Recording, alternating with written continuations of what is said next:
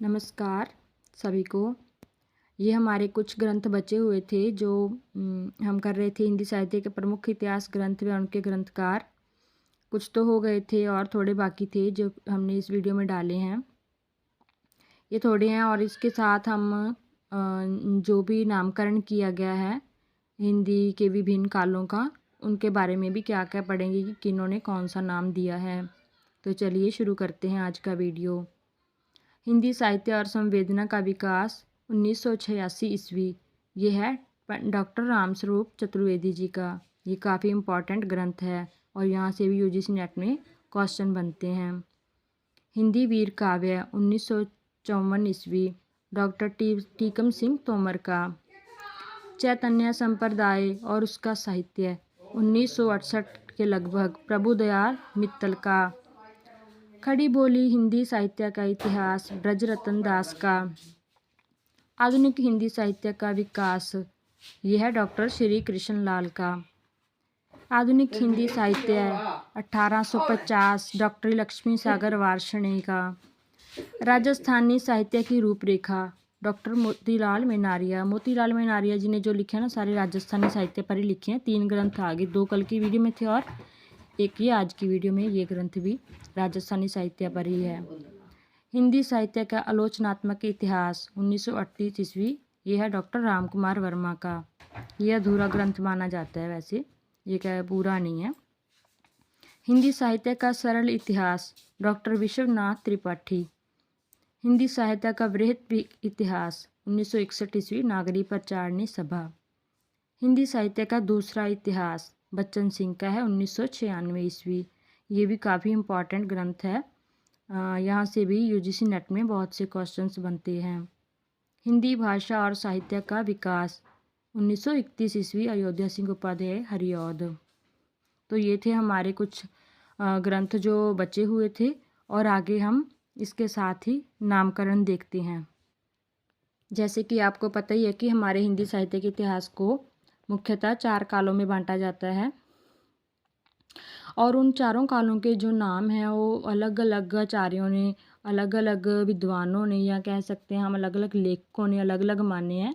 जैसे कि किसी ने तो उस समय की प्रवृत्तियों को अपना जो है इसका आधार बनाया है और किसी ने जो उस समय के जैसे ग्रंथ लिखे जा रहे थे उनको आधार बनाया है। तो देखते हैं हम किन किन आचार्यों ने कौन कौन से नाम दिए हैं। जैसे कि आपको पता है कि पहले आदिकाल आता है। आदिकाल में सबसे पहले वीरगाथा काल कहा है आचार्य रामचंद्र शुक्ल जी ने और आदिकाल कहा है आचार्य हजारी प्रसाद द्विवेदी जी ने। चारण काल कहा है डॉक्टर रामकुमार वर्मा जी ने। बीज वपन काल कहा है महावीर प्रसाद द्विवेदी जी ने। सिद्ध सामंत युग कहा है राहुल सांकृत्यायनी जी ने। आरंभिक काल कहा है मिश्र बंधुओं ने। प्रारंभिक काल कहा है डॉक्टर गणपति चंद्र गुप्त जी ने। इसमें बहुत से बच्चे जो है पजल होते हैं आरंभिक और प्रारंभिक में। आपको बिल्कुल भी पजल नहीं होना है। जो आरंभिक काल है वो मिश्र बंधु जी ने कहा है और प्रारंभिक काल कहा है गणपति चंद्र गुप्त जी ने। आप इसको ऐसे याद करते हैं, थोड़ी ट्रिक सी लगा सकते हैं कि जो गणपति गणेश जी को बोला जाता है और गणेश जी क्या है प्रारंभ से ही हैं कि जब से हम मनुष्य बने हैं तभी से गणेश जी हैं। तो हमने ये ऐसे ट्रिक से सोच सकते हैं कि प्रारंभ से कौन है, गणपति जी हैं। तो आप इससे ऐसे याद कर सकते हैं।